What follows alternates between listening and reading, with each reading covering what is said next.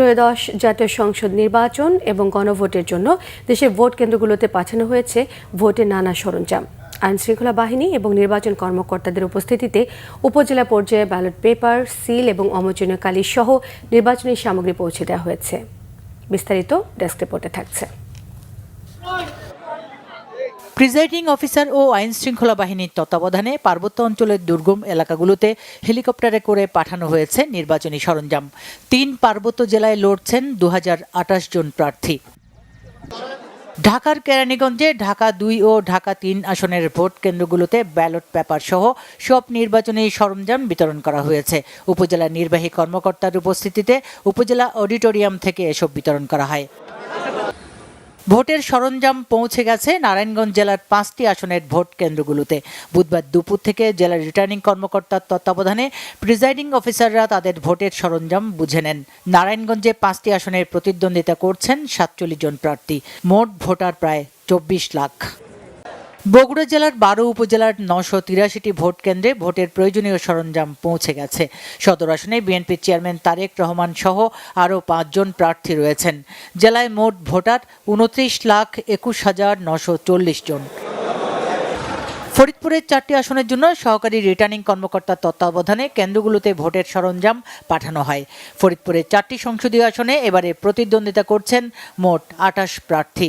মোট ভোটার 17,71,923 জন। ঝুঁকিপূর্ণ কেন্দ্র 154টি। অন্যদিকে রংপুরে বিকালের মধ্যে কেন্দ্রে কেন্দ্রে পৌঁছে যায় ভোটের উপকরণ। নির্বাচনের সার্বিক প্রস্তুতি সহ নেওয়া হয়েছে 6 স্তরের নিরাপত্তা ব্যবস্থা।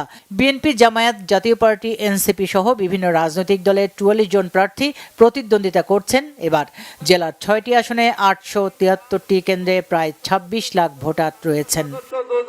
দিনাজপুরের 13টি উপজেলা থেকে 6টি নির্বাচনী আসনের জন্য 844টি ভোট কেন্দ্রে পৌঁছে দেওয়া হয়েছে ভোটের সরঞ্জাম। স্ব কেন্দ্রের প্রিজাইডিং কর্মকর্তাদের কাছে এসব হস্তান্তর করা হয়। জয়পুরহাটে মোট 2 আসনে 32টি ইউনিয়নে মোট ভোটার 8,846 জন। মোট কেন্দ্র 255টি। আইনশৃঙ্খলা বাহিনীর সদস্যদের সামনে প্রিজাইডিং অফিসার ও পোলিং অফিসারদের কাছে বুঝিয়ে দেওয়া হয়েছে আসনের নির্বাচনী সামগ্রী। গোপালগঞ্জে 3টি আসনের প্রতিটি কেন্দ্রে সদর উপজেলা পরিষদের অডিটোরিয়াম থেকে প্রিজাইডিং ও সহকারী প্রিজাইডিং কর্মকর্তাদের কাছে সব নির্বাচনী সরঞ্জাম বুঝিয়ে দেওয়া হয়। জেলার 3টি আসনের 5টি উপজেলা ও 4টি পৌরসভায় 397টি ভোট কেন্দ্র রয়েছে। পাবনার 5টি আসনের জন্য জেলার 9টি উপজেলা পরিষদ থেকে সহকারী রিটার্নিং কর্মকর্তারা সরঞ্জাম বিতরণ করেন। পাবনার 5টি আসনে মোট ভোট কেন্দ্র 702টি।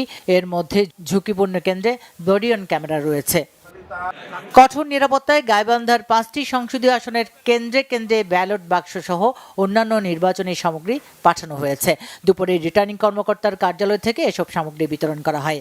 জেলার 5টি আসনে লড়ছেন বিভিন্ন দলের মোট 40 প্রার্থী। মোট ভোটার 21,90,400 জন। সুচরিতা সূচি, বাংলা ভিশন নিউজ ডেস্ক।